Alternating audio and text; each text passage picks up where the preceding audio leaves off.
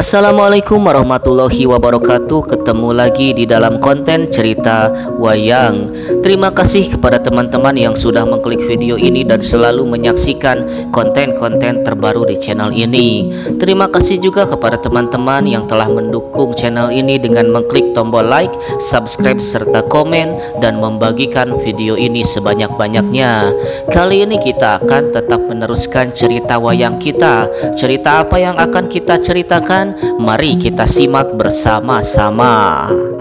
Cerita kita mulai yaitu di pertapan Saptaranga yang dipimpin oleh sang Resi Abiyasa. Resi Abiyasa sedang kedatangan kedua cicitnya yaitu Raden Gatotkaca dan Raden Abimanyu. Raden Gatotkaca dan Abimanyu sudah sekian lama ditinggalkan oleh para Pandawa yang mendapat hukuman 13 tahun. 12 tahun diasingkan di hutan Kamyaka dan 1 tahun menyamar atau bersembunyi dan tidak ketahuan oleh siapapun. Hukuman 12 tahun diasingkan di dalam hutan sudah mereka jalankan dan sekarang menjalankan 1 tahun menyamar dan bersembunyi. Tidak ada siapapun yang mengetahui di mana lokasi para Pandawa berada dan tidak ada kabar hingga sekarang. Namun kali ini kedatangan Raden Gatotkaca dan Raden Abimanyu adalah untuk menyampaikan informasi tentang lokasi di mana para Pandawa sekarang berada. Informasi keberadaan para Pandawa sudah mereka dapatkan yaitu dari kedatangan para Pawongan kepada mereka berdua, yaitu mereka menginformasikan bahwasanya para Pandawa sedang berada di negara Wirata. Mereka menyamar di negara Wirata dan memakai ajian-ajian tertentu agar mereka tidak ketahuan. Arya Bima menyamar sebagai seorang jagal yaitu bernama Jagal Bilawa. Sedangkan Yudhistira menyamar menjadi seorang penasehat kerajaan yang bernama Wijakangka. Arjuna menyamar sebagai pelatih tari atau penabuh gendang yang bernama Kandi Huratmala. Sedangkan Nakula dan Sadewa menjadi pengurus kuda. Dan juga Dewi Drupadi menyamar sebagai pelayan di keraton negara Wirata dan menamai dirinya Dewi Rini. Mereka pun juga mengatakan informasi yang sangat penting bahwasanya di negara Wirata akan terjadi sebuah pemberontakan, yaitu pemberontakan dari Kicaka yang akan mengkudeta negara Wirata dan menggulingkan Prabu Maswapati. Begitulah informasi yang didapatkan oleh Raden Gatotkaca dan juga Raden Abimanyu. Di sela-sela itu juga terdapat juga informasi dari negara sebelah yaitu negara Astina. Negara Astina akan menjajah negara Wirata dan melakukan penyerangan-penyerangan. Namun hal itu tertunda karena kehadiran daripada Kicaka tersebut.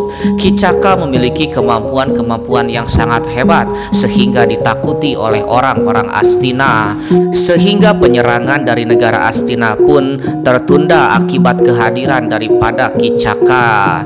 Dan begitulah informasi yang didapatkan dan disampaikan kemudian kepada Resi Abiyasa.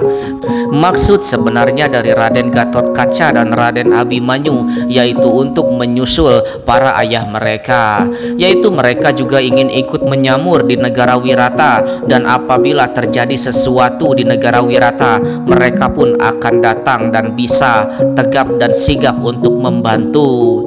Tentu saja mereka pun meminta restu dan meminta wejangan-wejangan dari Resi Abiyasa. Wejangan-wejangan dari Resi Abiyasa pun bercucuran dan akhirnya Resi Abiyasa pun memberikan sebuah pusaka yang bisa membuat mereka tidak ketahuan. Pusaka tersebut adalah berupa sebuah kain yang diikatkan di kepala Raden Gatotkaca dan Raden Abimanyu. Dengan begitu penyamaran mereka pun bisa sempurna. Kemudian Gatotkaca dan Raden Abimanyu pun pergi menuju negara Wirata dan bermaksud untuk menyamar. Nantinya di kemudian hari Raden Gatotkaca pun akan diterima di sebuah kebun binatang di negara Wirata. Cerita kita akan berpindah yaitu di negara Wirata, yaitu di tempat seorang jagal yang bernama Jagal Bilawa. Jagal Bilawa yaitu sedang mempersiapkan hidangan daging untuk nanti malam. Kemudian datanglah Dewi Rini menghampiri Jagal Bilawa tersebut. Jagal Bilawa adalah Raden Bima yang sedang menyamar dan Dewi Rini adalah Dewi Drupadi. Dewi Rini kemudian mengatakan sesuatu kepada sang Jagal Bilawa, yaitu Dewi Rini ingin meminta bantuan kepada Jagal Bilawa, dan kemudian Dewi Rini pun menceritakan semuanya. Tadi pagi Dewi Rini dilamar oleh Ki Caka yang merupakan otak dari pemberontakan yang akan datang. Ki Caka melamar Dewi Rini karena terpesona dengan kecantikan Dewi Rini. Tentu saja Dewi Rini tidak bisa menolak ajakan atau lamaran dari Ki Caka. Apabila Dewi Rini menolak, dan dia pun tentu saja akan mendapatkan hukuman, dan itu pun mempersulit dirinya dan membuatnya serba salah. Akhirnya kemudian Dewi Rini membuat sebuah kebohongan demi mensiasati sang Ki Caka. Dewi Rini mengaku kepada Ki Caka bahwasanya Dewi Rini sudah memiliki suami. Namun suami Dewi Rini adalah seorang jin yang hanya muncul di tengah malam ketika gelap gulita. Dan kemudian Dewi Rini pun memberikan syarat apabila sang Ki Caka bisa membunuh suaminya yaitu seorang jin tersebut, maka Dewi Rini pun mau menikahinya. Dan begitulah yang dikatakan oleh Dewi Rini, dan kemudian Dewi Rini pun meminta tolong kepada Jagal Bilawa untuk berperan sebagai jin tersebut. Ki Caka akan menemui suami daripada Dewi Rini nanti malam, dan Dewi Rini pun meminta kepada Bima untuk menjadi jin dan menemui Ki Caka nanti malam.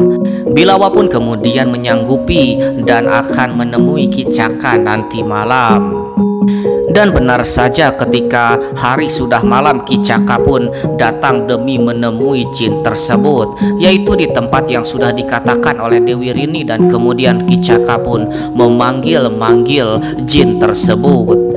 Jin tersebut kemudian datang, dan benar saja itu adalah Raden Bima yang menyamar sebagai jin. Kemudian Ki Caka bermaksud untuk membunuhnya dan merebut Dewi Rini. Kemudian pertarungan pun terjadi di antara mereka, dan benar saja Ki Caka sangat hebat di dalam pertarungan. Ki Caka berkali-kali bisa mengungguli kekuatan daripada Bilawa. Namun dengan sekejap mata Bilawa pun mengeluarkan kuku pancanakanya dan seketika kemudian menusuk perut Raden Ki Caka. Ki Caka pun kemudian mati seketika, dan tanpa tidak sadar Bima pun telah membunuh sumber dari biang bencana di negara Wirata. Singkat cerita, matinya Ki Caka tersebar ke seluruh penjuru negeri hingga ke luar negara. Tentu saja menimbulkan berita gembira bagi Sang Prabu Maswapati karena biang bencana dari sumber kudeta tersebut sudah hilang. Namun di sisi lain merupakan sumber bencana karena dari kematian Ki Caka tersebut, raja atau negara Astina bisa kembali dengan leluasa menyerang negara Wirata.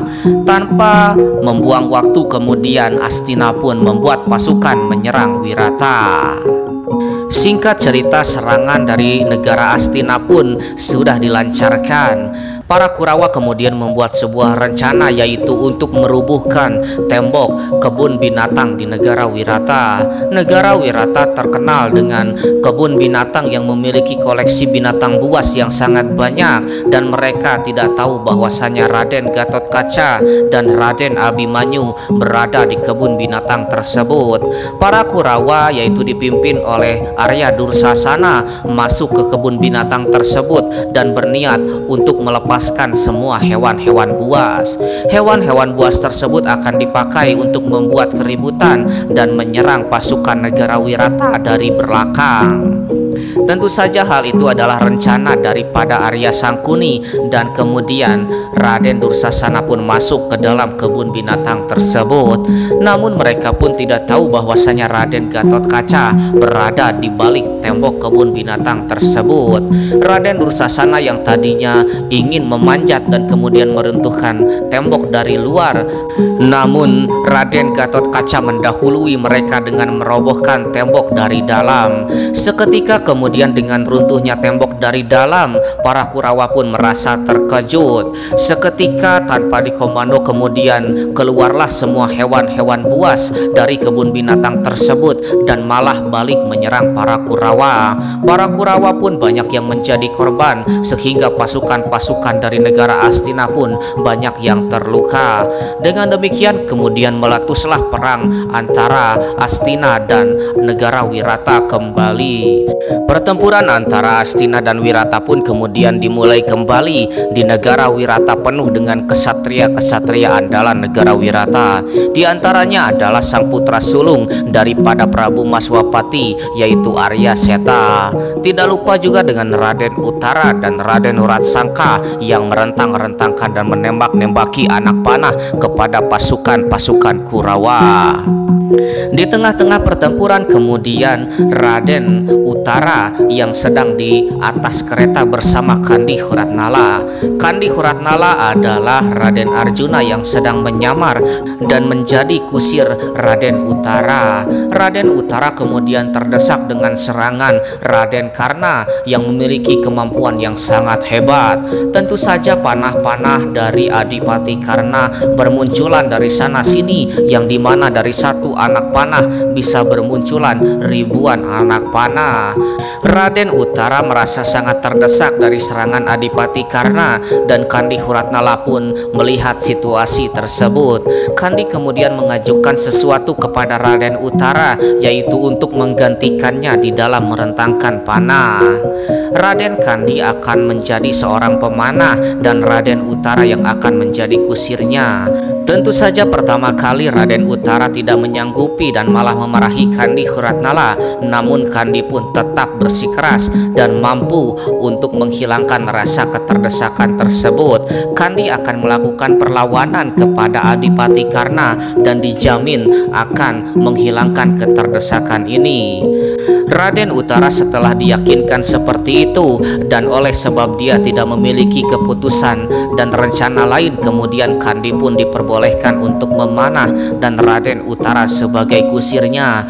Kandi pun turun sejenak dan kemudian membawa panah-panah pusakanya yang dia sembunyikan di hutan terdekat. Kemudian Kandi pun merentangkan panah-panahnya menuju Adipati Karna. Adipati Karna sangat terkejut melihat perlawanan dari orang-orang Wirata.